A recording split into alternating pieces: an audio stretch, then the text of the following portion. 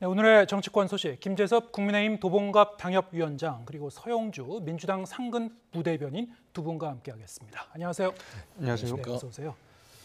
자, 윤석열 대통령의 1박 2일간의 방위 일정 모두 마무리가 됐고요. 자, 이번 그 양국 정상회담에 대해서 정치권에서도 이제 상당히 좀 첨예하게 반응이 엇갈려 나오고 있다는 소식, 아까 조금 전에 저희가 전해드렸습니다만 전반적으로 일단 그 총평을 좀 들어보고 좀 세부적으로 이제 토론을 시작하도록 하겠습니다. 전반적으로 어떻게 보셨습니까? 뭐 한마디로 얘기해서 이제 첫 술에 배부를 수는 없다 네. 이렇게 저는 표현하고 싶습니다. 그러니까 이번 윤 대통령의 방일 외교에서 사실 대한민국 국민들 가운데서 못마땅해 하시는 분들도 굉장히 많을 거라고 생각합니다. 예. 한일 관계의 어떤 복잡성이라든지 그다음에 우리 한일 간의 어떤 역사, 국민 감정 이런 것들을 헤아려 볼 때 아무래도 국민들께서 많이 그 지적하시는 부분이 대한민국 역사가 이렇게 침탈당한 역사가 있는데 좀 너무 많이 양보한 거 아니냐라는 아쉬움들을 많이 토로하시는 것 같아요. 저는 그런 의미에서 첫 술에 배부를 수는 없다. 그렇다고 해서 우리가 일본을 그냥 손을 놓고 악화된 한일 관계를 그냥 방치한 상태에서 지금 북중러의 단단한 공조가 이뤄지는 상황에서 그냥 일본을 옆나라 국가로서 그냥 적대적인 국가로서 한일 관계 앙금이 남아있는 국가로 그냥 방치할 수는 없는 노릇이고 결국 언젠가는 손을 뻗어서 우리가 이들과 힘을 합쳐서 더 현실적인 위협에 맞서야 되는데 그런 의미에서 일단은 첫 발은 뗐다. 그런 의미에서 저는 큰 의미를 부여하고 싶고 그 내용에 관해서는 조금 그 국민들께서 아직까지는 납득하지 못하시는 부분도 많겠지만은 네. 조금 더 기다려 보시면서 외교 협상 결과물들이 국내에 어떤 식으로 작용할지 좀 지켜보시면 좋겠다는 생각이 듭니다. 네. 일단 이제 첫 발을 뗐다는데 이제 의미를 부여하셨고 어떻게 보셨습니까? 첫 발을 떼지 말았어야 됐다. 네. 그러니까 첫 술이 잘못됐다. 그리고 잘못된 만남이다. 지금 그렇게 보고 있습니다. 그러니까 이제 한일의 어떤 여러 가지 관계를 봤을 때는 물론 이제 미래지향적인 협력 관계는 필요하죠. 당연히. 뭐 영원히 그 지난 과거 역사 때문에 적대국으로 있는 건 아니잖아요. 하지만 역사 부분에 있어서는 일본이 청산해야 될 부분들이 있습니다. 분명히 존재하고 그게 오랫동안 일본과 한국 사이에서 우리나라 사이에서 걸림돌로 작용이 돼 왔습니다. 그런데 누가 피해자고 누가 가해자인지는 분명하지 않습니까? 그러니까 가해자는 일본이었고요. 피해자는 대한민국 국민이었습니다. 그렇게 따졌을 때 많은 걸 바라지 않았죠. 그러니까 일본에게 끊임없이 우리가 요구했던 건 미래지향적으로 가자라고 얘기를 하면서 대신 너희들이 저질렀던 역사의 과오 부분은 인정해달라. 사과해달라. 진심 어린 사과가 전제된다면 우리는 미래지향적으로 갈 수 있다는 게 역대 정부에서 해왔던 겁니다. 네. 그런데 이번에 윤석열 정부의 한일 정상회담을 보면서 그런 요구 하나도 없었어요. 무엇을 얻으려고 갔죠? 돌아와서 보니까 아무것도 얻은 게 없이 일본에게 면죄부만 주고 왔다. 라는 점에서는 국민들이 생각하는 그 한 맺힌 일본에 대한 정서를 하나도 고려하지 않았다. 그리고 특히나 일본 강제동원 피해자들의 어떤 그 피 맺힌 절규를 외면한 채 그들을 제물로 바치고 뭐라도 얻어왔었으면 좋은데 또 가서 두 번 망신당하고 온 꼴이고 결국에는 그냥 또 약자다 우리는. 그러니까 일본은 미국과 중국에 사과를 해놓고 왜 유독 대한민국에는 사과를 저렇게 야박하게 아끼느냐. 결국 일본이 대한민국을 36년 지배했던 나라로 아직도 인식하는 거 아니냐라는 네. 점에서는 저는 솔직히 윤석열 대통령께서 가셔서 좀 가감한 결단을 통해서 많은 걸 양보했지만 그래도 가셨으면 기시다 총리에게 우리 국민들이 사과를 바랍니다. 라고 좀 결단성 있게 얘기를 해줬으면 좋겠는데 그런 거 하나도 없이 그냥 돌아온 것들이 너무나 좀 부끄럽고 참담하다라고 좀 평가하고 싶습니다. 우리 측이 선제적으로 채웠던 이 물컵의 절반, 그 나머지 절반이 과연 채워졌는가?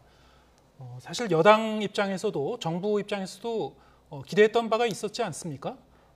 이 김대중 오부치 선언에 이제 기초한 좀 더 구체적인 그 사과와 반성의 좀 발언을 기대했었던 것으로 저는 이해하고 있고 그렇게 이제 보도가 됐었던 걸로 알고 있습니다만 그럼 여당 입장에서도 좀 그 부분은 좀 실망스러운 부분이 있는 겁니까? 어떻게 평가하고 계십니까? 그렇죠. 이제 그 결국 강제징용과 관련돼서 우리가 대한민국 국민들이 원하신 속 시원한 그 일본의 답변들이 있지 않습니까? 네. 그 두 가지 축이죠. 하나는 사죄인 것이고 하나는 직접적인 배상인 건데 아마 두 꼭지 모두 국민들께서 보시기에는 여전히 미흡한 부분이 있다라고 생각이 되고 여당에서도 그래서 말씀드리는 것이 조금 미흡한 부분이 있다 하더라도 앞으로 우리가 외교는 좀 길게 봐야 되는 것이고 결국 첫 발을 뗐기 때문에 그 다음 스텝을 우리 밟을 수 있다. 그 부분을 이제 양해를 해달라 이제 말씀을 드리는 것이고요. 예. 협상의 결과가 그렇다고 해서 뭐 아무것도 가지고 오지 못했느냐 전혀 그런 것은 아니죠.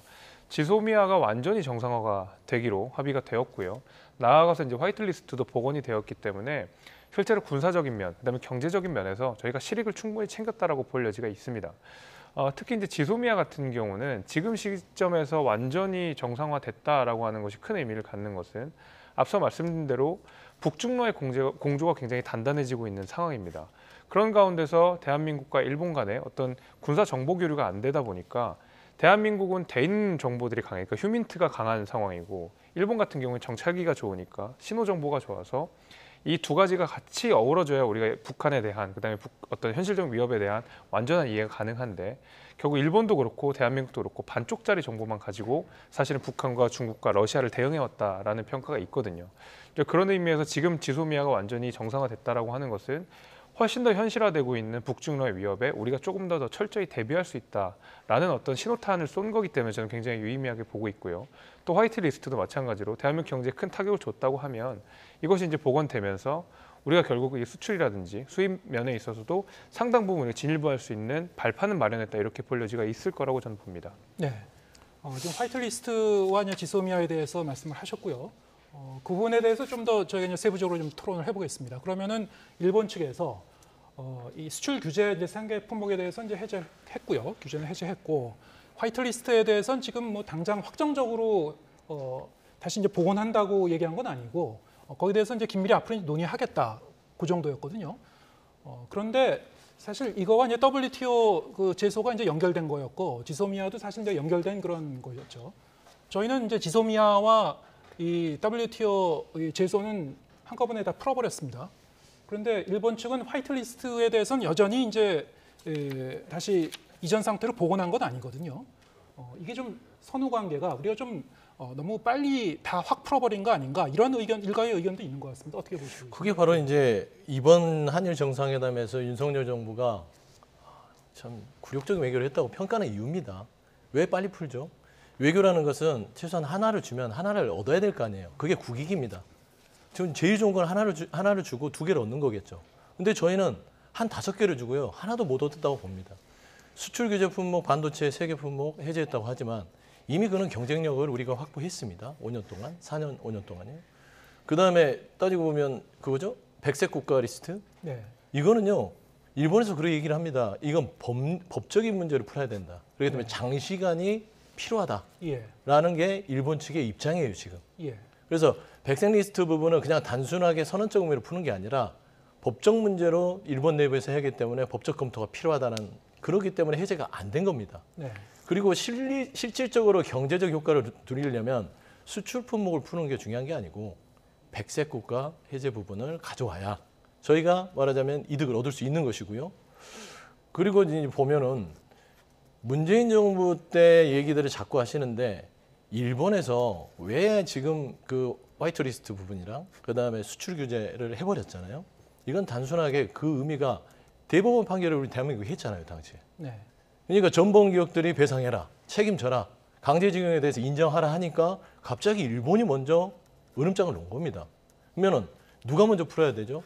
우리가 WTO 제소를 풀려면 먼저 본인들이 화이트리스트, 백색국가 부분들, 그다음에 전범 기업에 대한 책임 부분들, 강제징용에 대한 인정 부분들을 풀어야 WTO 제소 부분들이랑 지소미아를 우리가 해주는 것이죠. 예. 그리고 지소미아 부분은 대한민국이 먼저 급한 건 아닙니다. 실질적으로 전문가들이 얘기하기로는 이거는 일본이 급해요. 군사협정 보호 부분에 대해서는 일본이 미국과 연대해서 본인들의 미국이 거기에 있겠죠. 그래서 결국에는 지금 윤석열 정부가 가서 가져온 거는 수출 규제 품목 3가지. 이미 그것도 경쟁력 확보한.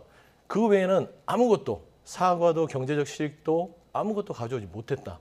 라는 측면에서는요. 야, 이거 정말 심각하다. 뭐 셔틀 외교가 뭐 말하자면 복원됐다? 1년마다 만나서 뭘 논의할 겁니까? 경제적인 거요? 그럼 역사는 다 버릴 겁니까? 그건 아니잖아요. 예. 이건 거의 약자 코스프레 하는 겁니다.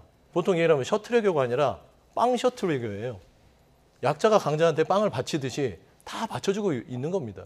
예. 그래서 저는 그렇게 평가하기 때문에 윤석열 정부가 돌아와서 한일 정상회담의 결과뿐만 아니라 앞으로 역사인식에 대해서 어떻게 구겨진 국민의 자존심을 세울 것인지 정말 진지하게 고민을 해야 된다. 그렇게 보고 있습니다. 아무래도 뭐 야당이니까 박하게 평가를 하는 부분도 제가 충분히 이해를 합니다만은 사실은 지금 기시다 총리 입장에서 그 대한민국과 어떤 협상이 있었든지 간에 대한민국의 우호적인 메시지를 내기는 어려웠을 겁니다. 저는 그래서 실제로 어떤 화이트리스트도 그 물밑 협상에서는 네. 이미 복원이 됐을 거라고 보는 이유가 지금 이제 기시다 입장에서는 지지율이 충분히 본인이 생각하는 것만큼 나오지 않은 상황에서 바로 다음 달에 통일 그 지방선거가 일본에게 있거든요. 예. 그 가운데서 본인이 어떤 당의 수장으로서 책임져야 되는 부분들이 분명히 있는데 지지율이 굉장히 낮은 상황입니다. 높지 않은 상황입니다.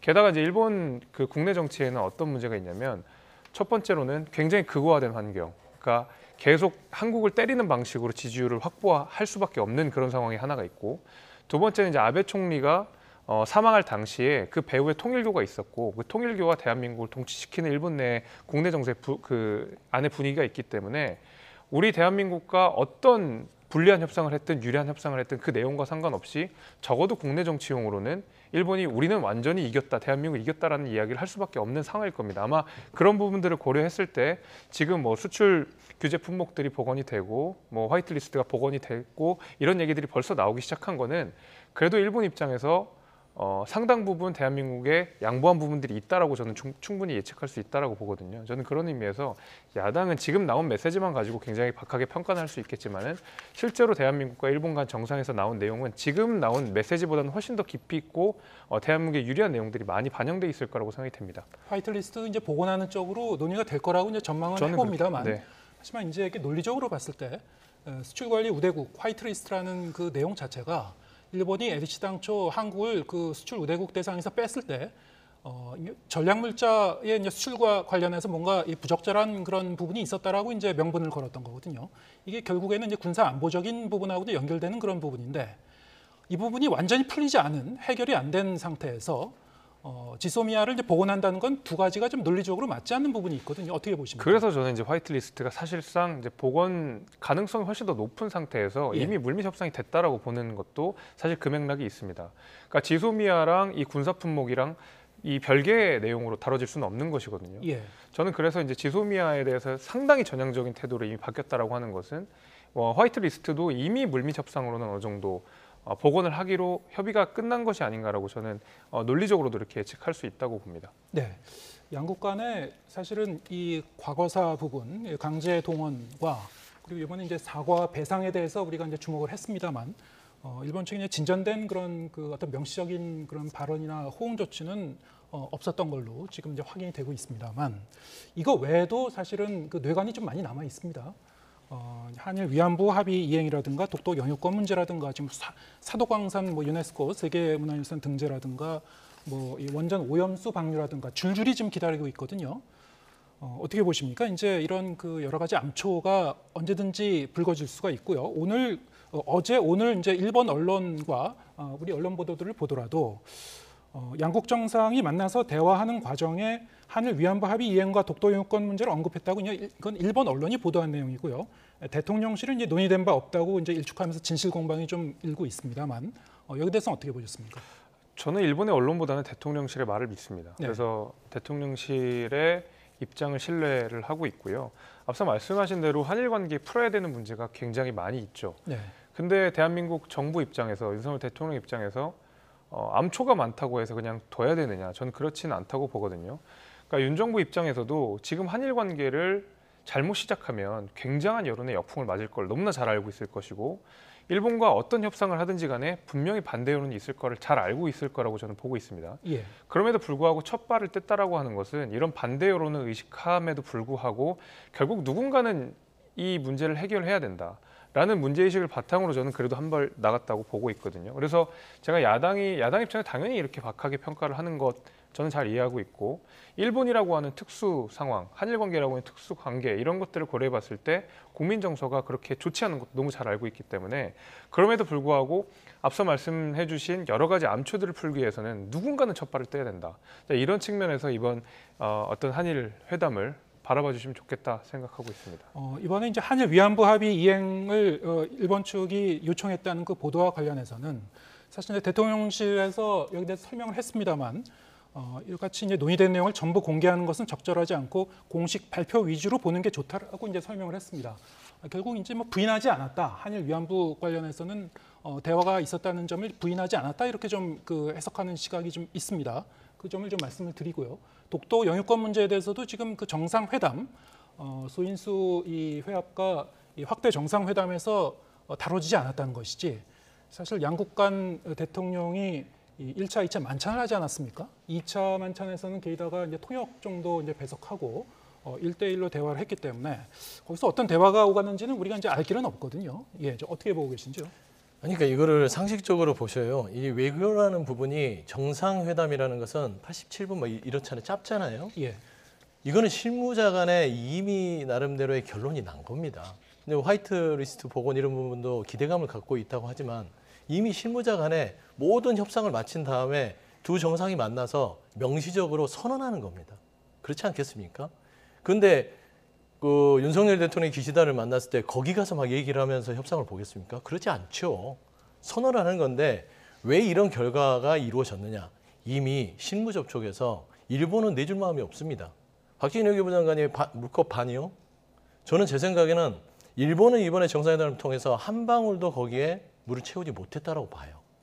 뭐 독도용 그 문제요? 위안부 합의요? 어떻게 역사에 대한 반성에 대한 것들을 조금 청산을 해야만 우리가 한 발짝이라도 일본과 한일 관계가 정말 미래지향적으로 가는 걸 일본도 알죠. 그런데 왜 아무 행동도 하지 않죠? 그냥 식사 대접하고 그냥 웃고 사진 찍고 그다음에 사과하지 않고 오부치 선언으로 대충 갈무리한다? 그리고 그걸 우리 국민의힘이나 대통령실에서 그렇게 사과한 걸로 가늠해야 되지 않겠냐라고 일본 편을 든다? 네. 이게 가당키나 합니까? 그렇지 않죠. 근데 앞으로 이렇게 빼앗긴 게 아니죠. 우리가 내줬잖아요, 지금 굴욕적으로. 내준 것에서는 가져올 수가 없습니다. 계속해서 일본은 요구할 겁니다. 심지어 저는 우려가 되는 건 독도 영유권까지도 노골적으로 내밀지 않을까. 저는 그런 우려가 있어요. 그러니까 결국에는 지금 일본이 대한민국과 계속 이렇게 풀지 못하는 삐걱거림은 일본의 태도의 문제입니다. 가해자잖아요. 가해자들이 먼저 본인들의 반성을 하면 당연히 풀립니다. 그런데 왜 우리 피해자인 대한민국에 가서 가해자한테 좀 봐주세요 하는 꼴이잖아요. 그러니까 위안부 문제, 그 다음에 저기 뭐 오염수 방류 이런 부분까지 일본이 좀 봐줘, 좀 열어줘, 이해해줘. 이제 옛날 거는 있고 새롭게 가자라는 것들은 일본 중심주의입니다. 네. 대한민국은 아직 그걸 받아들일 준비가 안 됐음에도 불구하고 윤석열 정부는 그거를 국민들의 여론을 다 밟아버리고 결단한 건데 그게 과연 통큰 결단인지 아니면 정말 지금 현재 윤석열 정부가 역사의 죄를 짓고 있는 건지는 좀 더 지켜봐야 될 것 같아요. 여러 가지 이제 복합 위기 상황 속에서 이제 한일 간 그 관계 개선이 필요하다는 점에서는 원론적으로는 뭐 부인하지 못할 것 같습니다만 지금 우리가 이제 계속 지금 얘기하고 있는 부분은 과거에 대해서는 그럼 우리가 좀 확실하게 매듭 짓고 이제 가는 것인지 그리고 우리가 이제 그리고 있는 미래는 어떤 것인지 여기에 대한 그 그림이 정확하게 아직 나오지 않은 것 같아서요. 어제 기자회견을 보더라도 양국 정상이 얘기하는 한일 간의 어떤 이 관계 개선 확대 그리고 그런 걸 통해서 추구하고 있는 미래가 어떤 건지 어떤 미래인지 정확하게 이제 그려지진 않는 측면이 좀 있었습니다. 어떻게 보셨습니까? 그러니까 원래 이제 그 양국 간의 관계라고 하는 것이 예. 그리고 저희는 지리적으로도 그렇고 어떤 국제 정세도 그렇고 일본과 협력해야 되는 부분이 굉장히 많습니다. 그러니까 군사적으로도 그렇고요, 경제적으로도 그렇고요. 그러다 보니까 아무래도 메시지 자체가 좀 모호하고 추상적으로 나갈 수밖에 없다고 생각이 됩니다. 그 안에 많은 내용들을 담을 수밖에 없으니까요. 근데 이제 계속 과거사 문제를 지적을 해주셔서 그러니까 제가 이제 아쉬운 부분은 이런 겁니다. 그러니까 저희가 3.1절 기념사에서 대통령이 이제 과거사에 대한 언급이 없는 상태에서 이제 한일 관계의 발전 이런 부분들을 많이 말씀을 해주셨는데 역대 이제 보수 정부들 역시도 수사학적으로라도 일부러라도 일본 어떤 과거사에 대한 사죄 요구들을 상당히 좀 하긴 했었거든요. 예. 이제 이번 3.1절 기념사에 그 내용이 빠진 상태에서 곧바로 이어진 정상회담이 또 있다 보니까 아무래도 이 과거사 문제가 많은 국민들이 보시기에 좀 찝찝한 부분이 저는 분명히 있을 거라고 봅니다.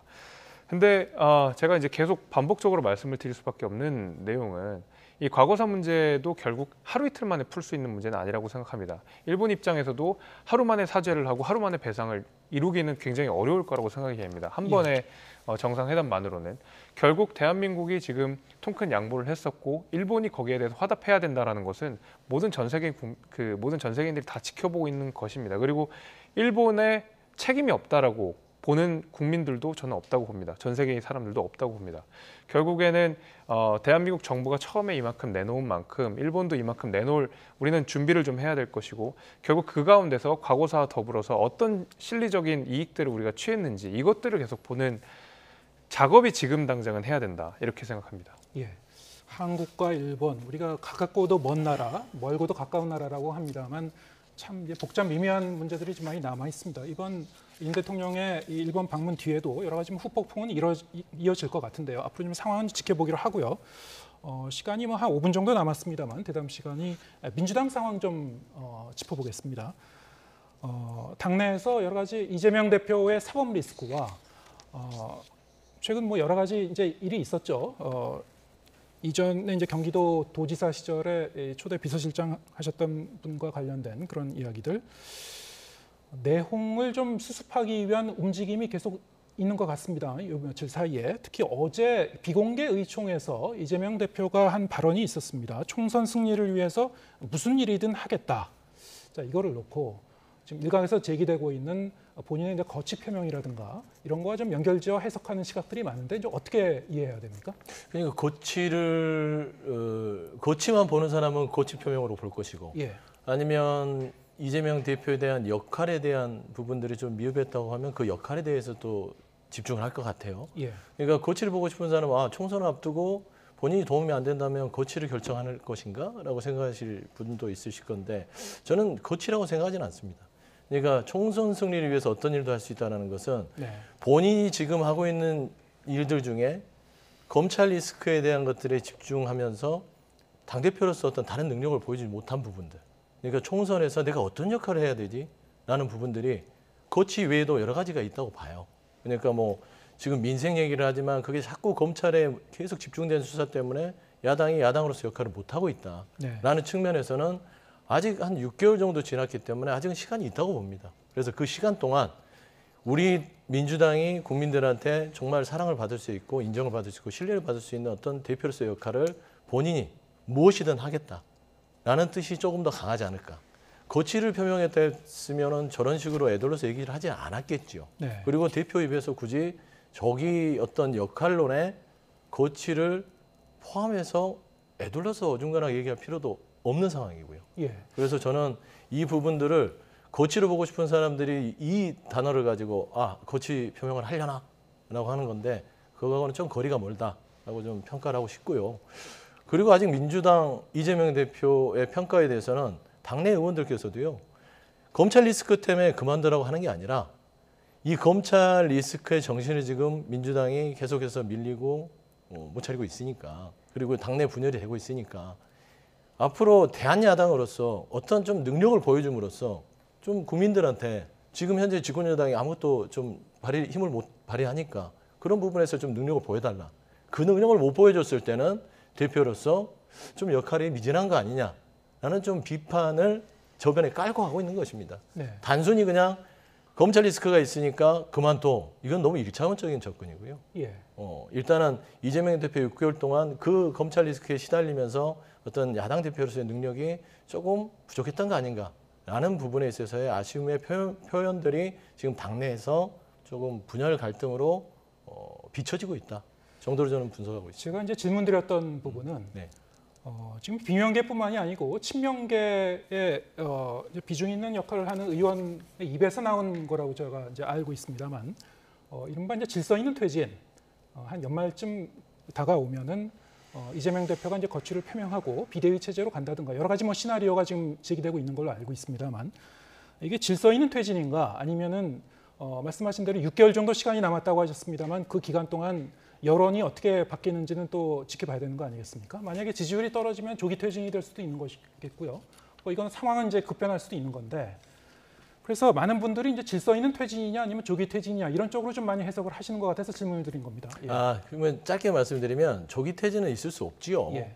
77.7%로 당원 국민 여론조사로 당선된 대표지 않습니까? 예. 정당사에서 어떻게 검찰 리스크 그다음에 이 정부가 사법권을 해서 집중해서 이렇게 수사를 한다고 해서 그 리스크가 많으니까 내려오세요. 이건 정당사에서 있을 수 없는 일입니다. 네. 그리고 질서 있는 퇴진 그건 있을 수 있죠. 예전에 있었으니까요. 예전에 문재인 대표 시절에도 12월 1월에서 김종인 비대위 체제를 한번 간 적이 있잖아요. 그러니까 결국에 지금 이재명 대표가 넘어야 될 산은 그러니까 검찰 리스크가 아니라 본인이 야당 당대표로서 어떤 능력을 보여줌으로써 지금 본인한테 반대, 그다음에 비판적인 여론을 하는 그런 의원들이나 그런 지지층에 대해서 그걸 극복할 수 있느냐. 저는 그 숙제가 있기 때문에 그 안에 질서 있는 퇴진이 있는 것 같아요. 예. 못 보여주면 질서 있는 퇴진이 있을 수도 있는 거 아니겠습니까? 그래서 지금 현재 질서 있는 퇴진은 시간을 정해놓고 가는 게 아니라 그 지금 남은 기간 동안 이재명 대표가 보여줄 수 있는 능력, 그 부분에 대해서 집중하는 것이 맞다. 그래서 그것도 질서 있는 퇴진도 그거를 의미한다고 저는 보고 있습니다. 예, 알겠습니다. 오늘 두 분 말씀 여기까지 듣겠습니다. 김재섭 국민의힘 도봉갑 당협위원장, 서영주 민주당 상근 부대변인 두 분과 함께했습니다. 고맙습니다.